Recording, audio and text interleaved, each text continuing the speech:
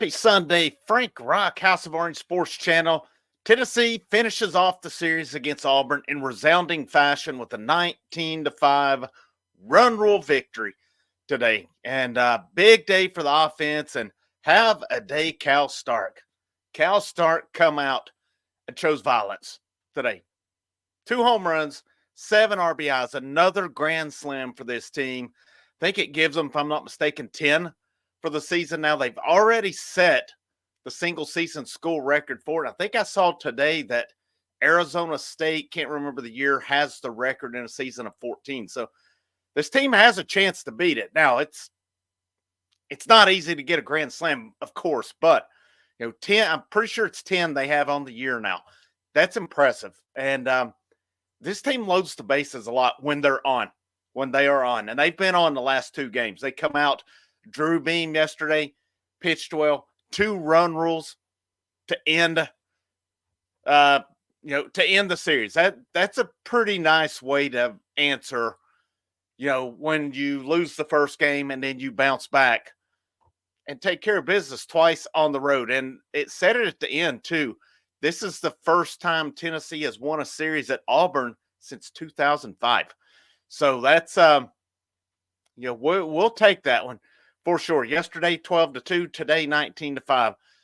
2 days of just home runs, 2 days of just breaking out with this team. So today they hit another 6 home runs. And coming into the weekend, they were ranked second behind Georgia in the nation. I'm not sure if they caught Georgia at this point. I think Georgia is probably still ahead of them.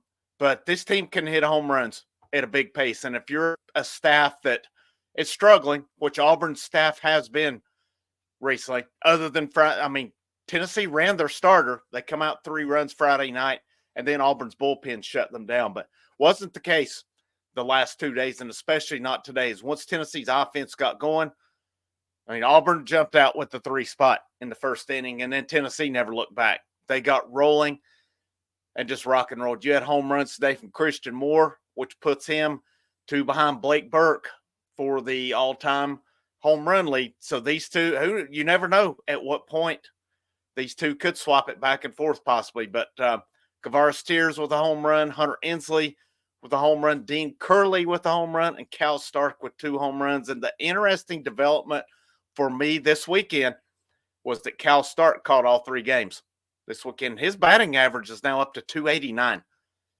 If you're getting that out of Cal Stark, last year it was I can't remember. It was bad last year, the batting average, but he would occasionally hit that home run. This year, 289. I think he swung a good bat this year, and he's definitely known as your best defensive guy.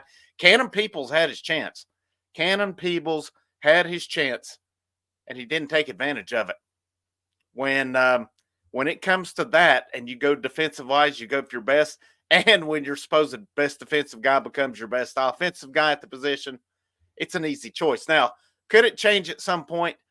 It's hard to forget Cal Stark's numbers from last year, but what he's doing this year, though, it's pretty impressive.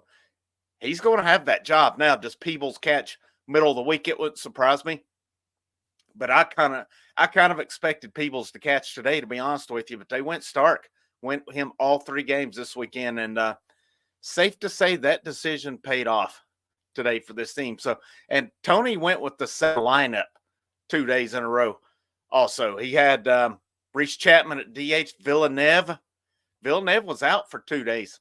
Now, he did bat today, and he was hit by a pitch in his one at bat. But, that striking out on breaking balls, it finally took notice on it. I was pretty animated Friday night. Well, maybe not as animated as I've been, but, I can't stand to see guys sit up there and just swing and hack away with it. And, maybe next year a guy like Villeneuve, well, if he's still there. Now, who's to say he doesn't get drafted this year, as he will be draft eligible. But, if he's back next year, who's to say he doesn't develop? I look back at Blake Burke last year. Once you got into SEC play, teams figured him out. Blake Burke is Tennessee's best hitter, in my opinion, right now. This guy, he's hitting all around. It's not just a home run. It's not just home run or bust. It's not he's just a dead pull guy. he's spreading the ball around. He has become a really good hitter. I've got to think Blake Burke's stock has gone up drastically this year. He's hitting 408 right now. That's not tops in the lineup. Kavaris Tears is 410. So those are close. But these averages as you go down, I'm just going to go down the line with Christian Moore, 352, Burke, 408, Dylan Dowling, 350, Tears, 410, Dalton Bargo, 344. Hunter Hensley's got his up to 289, Curley, 341, Reese Chapman, 366, Cal Start, 289. Then you got guys like Villeneuve, 313. You've got Colby Backus, who normally just a pinch hitter. He's at 385. Ethan Payne, 333. Antigua, of course, he's 125. Lowery, pinch hit, he's 133. But your main guys here, these batting, I mean, this is one of the top offenses of the nation. This team's ranked 4th. They are a top 5, top 10 team. There's no doubt about it. Top 5, you could say. Are they without issues? No, they've got to figure out that Friday night game. They need A.J. Russell healthy, but at the same time, you don't want to rush him back. Not with the way arm injuries are in baseball today. It's I don't know the answer. There's a lot of them out there. I've been reading a lot of stuff on it. I have my theories as to why there's arm injuries. What's changed from the 90s, 80s? Tommy Johns happened, but they were rare. They're not rare anymore, unfortunately. And a lot of it, I mean, it's nothing for guys to be throwing mid to high 90s. Now, you see a guy throwing 100, I don't know, you see it fairly often now, I feel like. Used to, it was you rarely saw it. And I just think these arms are doing things they're not supposed to do. Now, some of the research I'm saying says these arms said used to it was Dr. James Andrews, who does a lot of the surgeries, talked about. I was reading some stuff on this. He said used to you would see it at the pros a little bit in college, rarely in high school and into youth. Now he said it's flipped. Youth up is where the most arm injuries are coming. High school, I mean, last year where I coached at, we had 2 guys coming off Tommy John. And so, I mean, it's I don't know. I don't know the answer. That's another podcast, another time, I guess. But if I'm Tennessee, I know they will. They're normally safer than sorry with arms, and so we don't know when Russell will be back. Do they stick with Causey next Friday night against LSU? I don't know that they will, but it's possible. I mean, you could go Drew Beam. I think he would have enough rest to come back for that. If it were me, I'm moving Drew Beam to Friday night. I don't know what I do Saturday. I mean, Chris and Snead are doing the job on Sunday. Do you stick with that? Do you run somebody? I don't know who else you go with, though, other than Causey right now. There seems to be, I don't know. There's, I don't have the answer to that, and I don't think Tony and Frank do, and it's not from lack of trying. I know they're trying down there. They really are. They've got to figure it out. And Causey, he's had a couple of rough outings. Maybe he's earned that right to go again, and you see where it goes from there, because he had been really good up until the last 2 outings. But, pitching again today, getting to that, you had Sechrist went 2 innings, 3 hits, 3 earned. It's kind of what you're going to get out of him a lot of times, and not great, not bad. So 10.5 ERA on the day. That's not really what you want. And then Tennessee had the big inning where they batted around. They chose to go with Snead at that point. Probably the right decision when he sat that long. Sechrist, that is. Snead comes in 4 innings, 2 runs, 2 earned, 5 hits, 1 walk, 3 strikeouts. Decent outing for him.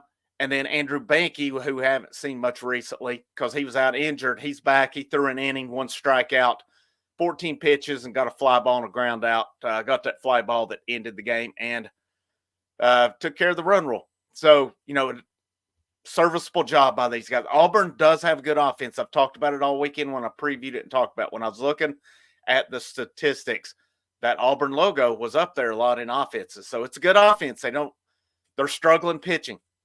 Do they get it going? I'll be curious to see. This SEC's brutal, man. It is brutal. Next weekend, LSU comes to town. LSU coming into the weekend had not been faring too well themselves in SEC play. I'm not sure. I haven't kept up with what they've done. They were 2-7 in conference last I looked on it. So For Tennessee, you come in, you win another rubber match on Sunday. Last year, I can't remember the stat. It was a while before they played a rubber match. Basically, the series were all decided come Sunday. Either they had already lost the first two or they had won the first two. So it was later in the season before they ever had that rubber match. They've won 3 of them. Now they've won 3 series in a row.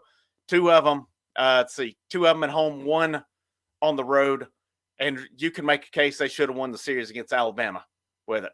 I really think they should have in that game. Tony Vitello knows it. He admitted where mistakes were made. Didn't say exactly what, but he said there were some decisions basically he'd like to have back on it. And it happens, all right? It happens. It's a tough game to manage sometimes for sure. You know, I'll call it like I see it on here. At times, do I get frustrated with some of that? My frustration Friday night was Blake Burke's up with 2 guys on, and you pull some gimmick play to try to get a steal. If it's your 9th place guy or 8th or 9th place guy, I get it. Blake Burke up, no. That was a terrible decision then. But, you know, it is what it is. Sometimes you get aggressive. Sometimes it pays off. Sometimes it doesn't. But here's what I do know. They bounced back with 27 runs over. Or I'm sorry, they bounced back with 31 runs over the last 2 days.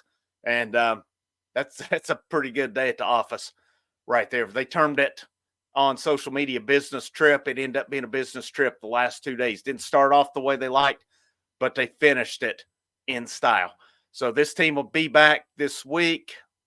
Pulling up the schedule here. They got Alabama A&M on Tuesday, 6 p.m., Friday, Saturday, and Sunday. So Friday, 7:30, Saturday, 5:30, Sunday, 3 o'clock, according to utsports.com. LSU comes to Knoxville.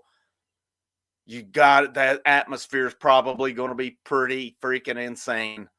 ESPNU, it looks like Friday. I wish that station would just burn. LSU 2 games. It says SEC Network. Not Neyland. Lindsey Nelson Stadium is going to be rocking this weekend. So if you're there, bring it. It's going to be fun. I'll be back with you later in the week. Thinking about doing some stuff about basketball. There's lots of rumors out there. Nothing concrete. Of course, the Lady Vols hired a new coach today as well. I like the way I'm not a lady. Can't say I know a lot, but on Lady Vols, I keep up just how they're doing, but I'm not like a diehard like I am with the other sports or anything. But based on what I've read on it, it seems like a pretty solid hire. And if it's, you know anything about Danny White, I would trust in Danny White on what he's doing. He's been pretty solid so far. He was solid at his previous stops as well. He's not given me a reason to doubt him yet. But I'm going to wrap it up on that one. I hope you'll check out the video. Make sure you like it, you share it. And if you haven't already, I hope you'll hit that subscribe button. It is free. It doesn't cost anything to do that. But thank you guys for your support. My name's Frank Rock. This is the House of Orange Sports Channel. Happy WrestleMania Sunday. And as always, go Vols.